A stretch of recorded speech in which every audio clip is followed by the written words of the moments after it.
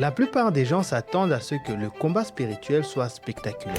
Des tentations évidentes, des souffrances visibles, mais la stratégie la plus efficace de l'ennemi n'est pas de t'effrayer, c'est d'influencer silencieusement tes pensées jusqu'à ce que tu confondes la guerre avec ta vie ordinaire. Dans cette vidéo, je te montre 5 signes subtils que tu es déjà attaqué et le dernier est souvent celui que presque personne ne voit venir. C'est parti. Le premier signe est une résistance inhabituelle à la prière. On traverse tous des saisons où prier semble difficile, mais il y a une différence entre être simplement occupé et ressentir une force presque invisible qui t'éloigne chaque fois que tu décides de chercher Dieu dans la prière. Tu peux planifier de prier sincèrement et c'est exactement à ce moment précis que les distractions se multiplient. Ton esprit vagabonde plus que d'habitude et puis les minutes semblent des heures et rapidement tu te convaincs de reporter la prière à plus tard. Mais ce plus tard ne vient jamais. Je me souviens d'une conversation avec un frère qui priait chaque matin. Puis d'un coup, sans aucun changement majeur dans sa vie, il s'est mis à rapporter la prière un jour après l'autre. Il allait toujours à l'église, il lisait toujours sa Bible de temps en temps, mais ce moment des prières ont complètement disparu. Jacques révèle une vérité puissante à ce sujet. Lisons ensemble. Approchez-vous de Dieu et il s'approchera de vous. Remarque bien ceci. S'approcher de Dieu exige un mouvement intentionnel. Ce frère ne s'était pas éloigné par une décision. Il s'était éloigné par une accumulation de reports un jour à la fois. Ce n'est qu'après avoir pris conscience de ce qui s'est passé qu'il a compris la vérité suivante. Son plus grand combat n'était pas contre son emploi du temps, mais contre tous ceux qui l'éloignaient de la présence de Dieu. L'ennemi sait qu'un chrétien proche de Dieu devient plus fort, plus sage, mais surtout plus lucide. Et c'est pour ça que la résistance augmente souvent lorsque la prière devient le plus nécessaire. Alors, si la prière est devenue étrangement difficile, ne l'accepte pas comme ta nouvelle normalité. Plonge encore plus dans la présence de Dieu car c'est exactement là que commence la victoire. Le deuxième signe est une confusion persistante là où Dieu a déjà parlé clairement. As-tu déjà remarqué à quel point il peut être facile de remettre en question les vérités bibliques lorsque les émotions deviennent envahissantes? Tu sais ce que disent les Écritures sur le pardon, sur la pureté, sur l'honnêteté ou même sur la confiance en Dieu. Pourtant, tout semble soudainement incertain. La tentation n'est pas toujours de rejeter ouvertement la parole de Dieu. Le plus souvent, elle consiste à remettre en question sans fin, jusqu'à ce que l'obéissance te semble impossible. J'ai vu une sœur lutter dans une relation amoureuse pendant plusieurs années. Au fond d'elle, elle connaissait le chemin que Dieu l'appelait à prendre. Pourtant, chaque jour, elle trouvait une nouvelle raison de retarder son obéissance. Ses émotions sont devenues plus fortes même que la promesse de Dieu. Et la confusion, lentement, a remplacé la paix. C'est exactement ainsi que le serpent s'est rapproché d'Ève dans le jardin. Pas par une rébellion ouverte, mais par une simple question. Dieu a-t-il réellement dit? Cette même stratégie est toujours utilisée aujourd'hui. L'ennemi plante rarement le doute pour te faire désobéir tout de suite à Dieu. Non, il plante le doute pour te faire hésiter assez longtemps jusqu'à ce que l'obéissance elle-même devienne floue. Alors lorsque ton esprit se remplit d'incertitudes sans fin sur des vérités que Dieu a déjà rendues claires, fais très attention. La bataille n'est peut-être pas simplement intellectuelle comme tu le penses, elle est déjà spirituelle. Le lieu le plus sûr reste toujours de revenir à la parole de Dieu, plutôt que de laisser ses émotions devenir ton autorité finale. Le troisième signe est une fatigue spirituelle croissante sans raison évidente. Attention, la fatigue physique fait partie de la vie et le repos est un don de Dieu. Mais parfois, tu te sens épuisé même après que ton corps se soit reposé. Ce n'est pas ton corps qui est fatigué en fait, c'est autre chose. Tout d'un coup, la joie devient plus difficile à trouver. L'adoration semble vide. Servir les autres comme tu le faisais autrefois devient lourd. Même lire ta Bible demande un effort que tu ne comprends pas. Le prophète Élie lui-même a connu cet état. Après avoir vu Dieu envoyer le feu du ciel sur le mont Carmel, sa plus grande victoire spirituelle, il s'est enfoui, épuisé et il a dit une chose importante. C'est assez, maintenant Éternel, prends mon âme.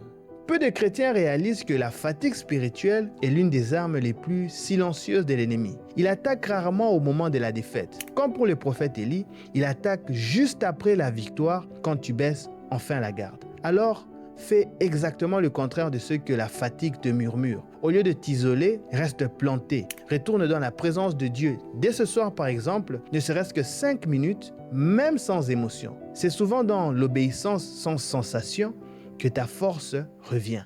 Dans un instant, je te montre les 2 derniers signes. Et le dernier signe est peut-être celui qui va te surprendre le plus. Au passage, si nos vidéos t'aident à y voir plus clair dans ta foi, prends 2 secondes pour t'abonner à la chaîne. Ça permet de faire grandir cette communauté et de toucher d'autres croyants qui cherchent des réponses concrètes. Le 4e signe est un désir croissant d'être isolé, l'envie de fuir la communion fraternelle. Il y a des moments saints où on a besoin de calme et de solitude avec Dieu. Jésus lui-même s'est retiré dans des lieux isolés pour prier. Mais l'isolement dont je parle ici est différent. Il te convainc lentement que personne ne comprend tes luttes, que demander de l'aide ou de la prière est un fardeau, qu'il est plus facile de rester à l'écart de la communauté pour gérer tes problèmes seul. Imagine quelqu'un qui a progressivement cessé de fréquenter son église. Au début, c'était un culte manqué parce qu'elle était fatiguée, puis un autre parce qu'elle était découragée. Avant même de se rendre compte, des mois avaient passé et elle s'est retrouvée en train de lutter avec des tentations auxquelles elle résistait autrefois avec assurance. L'auteur d'Hébreux avait vu venir ce piège et il dit: n'abandonnons pas notre assemblée comme c'est la coutume de quelques-uns, mais exhortons-nous réciproquement, et cela d'autant plus que vous voyez s'approcher le jour. En regardant en arrière, cette sœur a réalisé que la bataille avait déjà commencé bien avant que les échecs évidents n'apparaissent. Elle avait commencé le jour où elle s'était autorisée à se battre seule. Dieu n'a jamais voulu que ses enfants restent isolés. L'ennemi sait qu'une braise retirée du feu se refroidit rapidement. Alors si tu ressens une pulsion inhabituelle à te retirer des rencontres spirituelles, demande-toi s'il s'agit simplement d'un besoin de repos ou d'une tentative discrète de l'ennemi de te séparer de l'encouragement que Dieu fournit à travers son peuple. Et cette semaine, si tu as besoin d'aide, envoie simplement un message à une personne de confiance. Un seul. L'isolement se brise rarement par un grand coup. Il se brise par un pas. Le 5e et dernier signe est que la foi elle-même commence à disparaître. Laisse-moi te raconter quelque chose que j'ai moi-même vécu. Pendant des années, j'étais un pilier dans mon église. Je servais, je priais, j'encourageais tout le monde dans la foi chrétienne. Et puis un jour, après le décès d'un proche parent, j'ai juste arrêté de croire. Pas à cause d'un doute intellectuel, mais à cause d'une fatigue de l'espérance. Car je priais depuis des années pour cette situation qui a fini en une tragédie. Et un matin, je me suis dit, à quoi bon? Et c'est peut-être le combat le plus profond de tous. Parce qu'une fois que la foi s'éteint, tout le reste devient plus difficile. La prière semble inutile, l'obéissance paraît impossible, mais surtout l'avenir semble vide. L'apôtre Paul a connu la souffrance, l'emprisonnement, des épreuves de toutes sortes. Pourtant, il n'a jamais cessé de croire. Voici ce qu'il écrit depuis sa prison. Que le Dieu de l'espérance vous remplisse de toute joie et de toute paix dans la foi, pour que vous abondiez en espérance par la puissance du Saint-Esprit. Son assurance n'était pas enracinée dans les circonstances confortables. Elle était enracinée dans le caractère immuable de Dieu.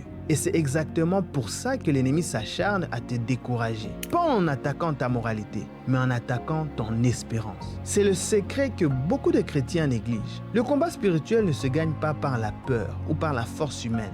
Il se gagne en restant ancré dans la vérité, c'est-à-dire en Dieu lui-même, même lorsque les sentiments te suggèrent le contraire. Si tu sens ta foi faiblir, ne regarde pas les sentiments pour mesurer la vérité. Ouvre la parole de Dieu et laisse-la parler plus fort que ce que tu ressens. Un verset répété chaque matin fait plus pour ta foi qu'une émotion que tu attends depuis des semaines. Voici ce que je veux que tu retiennes. Reconnaître ces 5 signes n'est pas une raison d'avoir peur. C'est une invitation à devenir vigilant. Dieu ne t'a pas laissé sans défense. Il t'a donné sa parole et son précieux Saint-Esprit. Chaque attaque devient donc l'occasion de te rapprocher de Dieu au lieu de t'en éloigner. Mais voici ce que tu ignores peut-être. La prière dans le combat spirituel possède une arme cachée, un secret que la Bible révèle et qui t'assure la victoire face aux attaques de Satan. Si tu veux découvrir ce secret et transformer chacune de tes prières en une arme efficace contre l'ennemi, clique maintenant sur la vidéo qui s'affiche à l'écran. On se retrouve là-bas. Que Dieu te garde.